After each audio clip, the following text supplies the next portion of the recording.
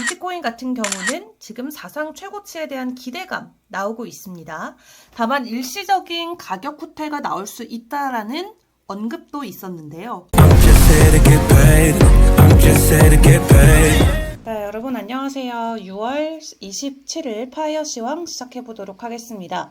자, 간밤 뉴욕 증시 분위기부터 점검을 해봐야겠죠. 뉴욕 증시 간밤의 분위기 나쁘지 않았습니다. 3대 지수가 일제히 모두 1% 내외 상승을 보였고요. 지금 뉴욕 증시 같은 경우는 벌써 사상 최고치에 바짝 다가서는 모습을 보여주고 있습니다.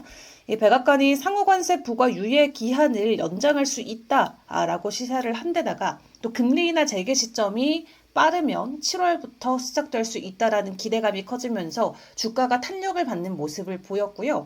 덕분에 비트코인 같은 경우도 지금 뉴욕 시간 기준으로 10만 8천 달러를 다시 한번 재차 회복해주는 모습을 보여주기도 했습니다.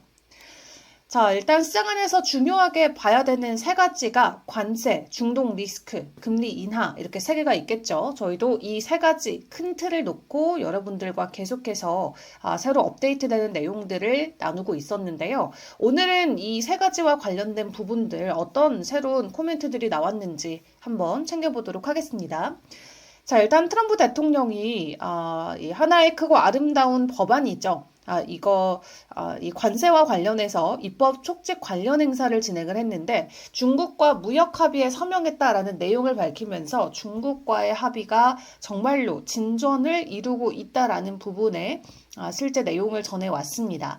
일단 시장에서는 뭐 중국만 예의주시하고 있는 건 아니고 7월 4일이면은 상호관세에 대한 부분들이 본격적으로 다 진행이 돼서 그 전에 다른 국가들도 모두 미국과 함께 협의점을 찾아내야 되는 그런 시기에 와 있는데요. 일단 이 2주밖에 남지 않은 시간 안에 과연 이게 다 진행이 될 수 있을 것인지 많은 사람들이 의문을 가지고 있는데 일단 이 시점 자체도 늦춰질 가능성이 현재 시사가 되고 있고 가장 중요한 변수였던 중국 쪽과는 무역 합의에 서명했다라는 내용을 트럼프 대통령이 직접 꺼내 놓으면서 일단 관세 관련해서는 시장이 더 이상 크게 요동하지 않는 모습을 보이고 있습니다. 그리고 유럽 쪽에서도 전해진 내용을 확인을 해보시면 이 트럼프 대통령을 설득하기 위해서 유럽 연합 쪽에서 이 미국산 수입품 관세를 인하하는 방안을 검토 중이라는 내용도 전해졌는데요. 이렇게 트럼프 대통령에게 결국 꼬리를 내리는 여러 국가들의 모습들 계속해서 포착이 되고 있습니다. 중국에 이어서 유럽 쪽도 이제 최종적으로 미국과 함께 수입품 관세 검토를 마무리 지을지 시장에서도 주목을 하고 있고요. 그리고 간밤에는 또 여러 가지 경제 지표들 발표가 됐습니다. 미국 경제 2025년 1분기 경제가 0.5% 역성장했다라는 수치가 나왔는데 작년까지는 다 분위기는 나쁘지 않았습니다. 3% 정도의 성장이었다면 이번엔 0.5% 마이너스 성장을 보였습니다. 한마디로 미국 경제가 둔화 조짐을 보이고 있다 이렇게 생각을 해볼 수가 있겠고요. 이렇게 미국 경제가 역성장한 이유로는 소비와 수출 감소가 가장 큰 원인이 되겠죠. 이에 미국 경제 분석국은 2025년 1분기 실질 국내 총생산 연율 기준으로 1분기는 마이너스 성장을 보였다라고 밝혔고요. GDP 감소는 앞에서 언급을 드렸던 것처럼 뭐 수입 증가나 정부 지출 감소, 소비 지출 둔화에 기인을 했는데 다만 민간 투자 증가는 하락폭을 일부 상쇄하면서 민간 투자는 오히려 증가한 모습을 확인을 해볼 수가 있었습니다. 또 여기에 오늘은 중요하게 이 개인 소비 지출 물가 지수가 발표가 되기 때문에 PC 데이터도 함께 체크를 해봐야 될 것 같고요. 여기에 또 중요하게 봐야 되는 노동 쪽의 데이터 같은 경우도 신규 실업수당 청구 건수가 감소하는 모습을 보였습니다. 팬데믹 이후 지속적으로 실업자들의 수가 최고치를 향해 달려가는 그런 모습이고요. 4주 평균 청구 건수는 24만 5천 건으로 전주보다 750건 감소했다고 합니다. 또 같은 기간 실업보험을 지속적으로 청구했던 사람들도 전주보다 높아지면서 일단 이 고용 쪽에서의 데이터 그렇게 긍정적인 상황만은 아니다라는 거 체크를 해봐야 될 것 같고요. 자, 그렇다면 코인 시장 안에서의 주요 이슈들은 어떤 것들이 있었는지 함께 체크를 해보도록 하겠습니다. 일단 정책 관련해서의 이야기들이 계속해서 나오고 있죠. 이 보아인스 미국 백악관 암호화폐 자문위원회 위원장은 미국 정부가 비트코인 보유 인프라 구축 작업을 시작한다라고 이야기를 전했습니다. 트럼프 정부가 3월에 발표했던 행정명령에는 정부의 비트코인 보유량에 대한 공개 내용이 의무화되진 않았었는데 이를 자발적으로 공개할 가능성이 있다라고 하고요. 또 정부는 예산 중립적 방식으로 비트코인을 더 많이 보유하는데 관심이 많다라고 이야기가 전해지기도 했습니다. 그리고 팀스코 상원은행위원회 위원장 같은 경우는 암호화폐 시장 관련 법안이 9월 30일까지 완료될 예정이라고 밝히기도 했는데요. 이를 놓고 지금 스콧 위원장 같은 경우도 현실적인 기대다 이야기를 하면서 9월 30일 안으로 암호화폐 법안이 나올 것으로 보여집니다. 사실 이 기한 같은 경우는 트럼프 대통령이 제시했었던 8월보다 늦기는 한데요. 일부 의원들이 언급했던 연말 시점보다는 빠르기는 하죠. 또 하루 전에 신시아 루미스 상원 의원이 법안 준비가 연말까지 미뤄질 수 있다라고 했지만 스콧의 기한을 수용하기도 했습니다. 일단 이 법안은 무슨 법안이냐? 안에 구체적으로는 크게 두 가지로 나눌 수 있겠습니다. 지금 이야기가 진행되고 있는 스테이블 코인에 대한 부분도 있고요. 그리고 암호화폐 시장 규제와 관련된 부분도 있습니다. 이에 스콧은 하원이 신속하게 승인을 해서 대통령에게 전달하는 것이 중요하다라고 강조를 했는데 현재 하원의 자세가 확실하지 않다라고 이야기하면서 추가 논의와 조정이 필요할 것으로 보인다라는 내용도 함께 전해지기도 했습니다. 자, 그러거나 말거나 일단 기관들은 아직 구체적인 법안이 나오기도 전이지만 지속적으로 비트코인 현물 ETF를 강력하게 매수하는 모습들을 보여주고 있죠. 이제 비트코인 현물 ETF가 출시된 지가 18개월이 됐는데요. 18개월 만에 엄청난 성과를 기록했다고 합니다.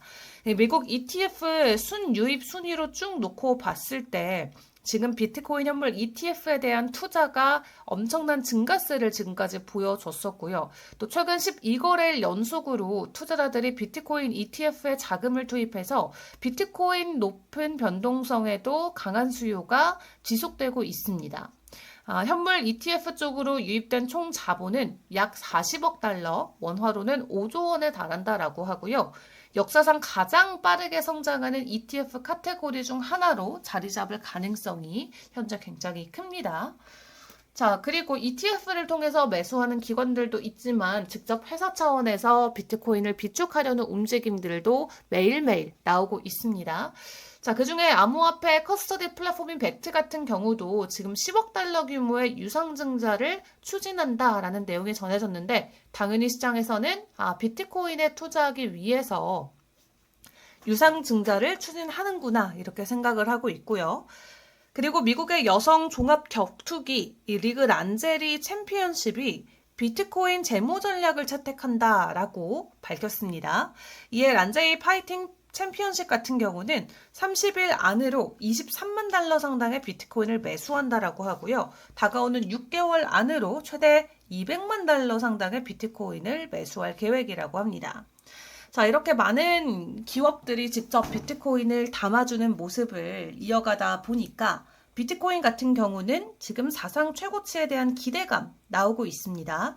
다만 일시적인 가격 후퇴가 나올 수 있다라는 언급도 있었는데요. 마이클 반데포페 같은 경우는 이 비트코인이 다음 달 말까지 새로운 사상 최고치를 기록할 가능성을 언급을 했습니다.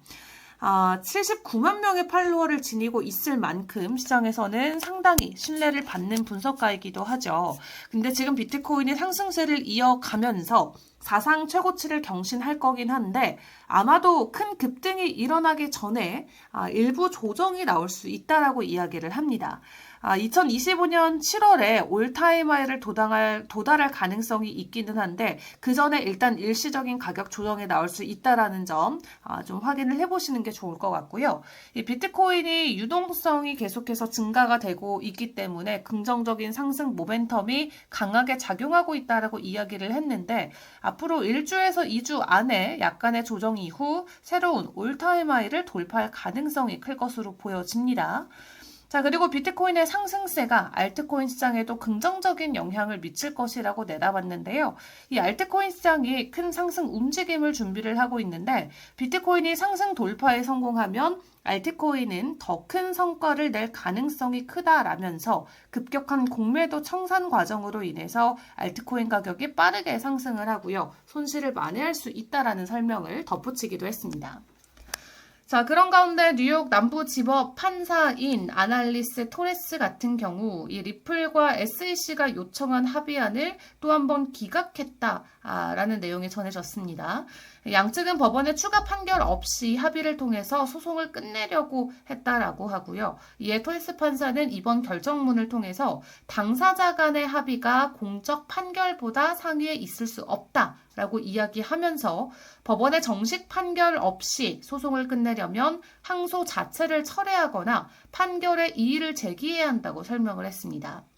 또 리플과 SEC는 벌금 감액과 XRP 판매 금지 명령 해제 요청 등의 합의안에 대해서 지시적 판결을 정식적으로 변경하기에 앞서 이 사전 판단을 내려달라고 법원에 요청한 바가 있었는데 일단은 법원이 리플과 SEC의 소송 합의를 재차 기각하면서 차트상에서도 약간의 아쉬운 모습이 보여진다라고 하는데요.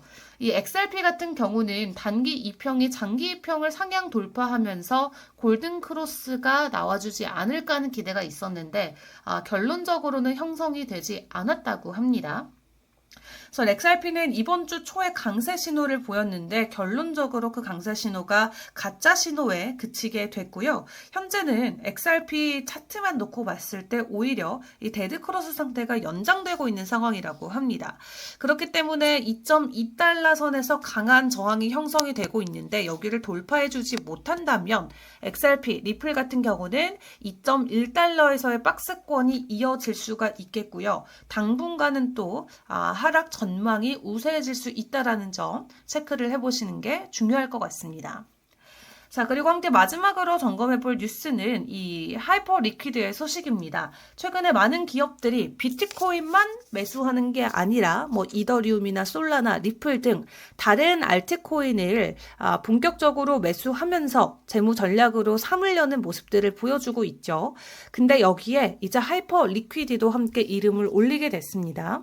미국 나스닥 상장 기업인 라이온 그룹에서 하이퍼 리퀴드를 재무 전략으로 도입한다라고 하는데요. 200만 달러 상당의 하이퍼 리퀴드를 일단 매입을 했다라고 하고 일단 하이퍼 리퀴드를 추가적으로 매입하기 위해서 6억 달러를 더 조달한다라고 합니다.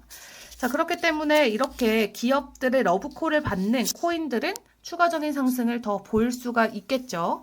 하이퍼 리퀴드부터 다양하게 알트코인들로 이 온기가 확산될 수 있을지 앞으로의 내용들도 점검을 해보는 게 좋을 것 같고요. 자, 일단 이번 한 주 동안 비트코인이 10만 8천 달러 선을 여러 차례 두들겨 주기는 했는데 10만 8천 달러를 강하게 돌파해주는 어떤 모멘텀이 나올지를 지켜봐야겠습니다.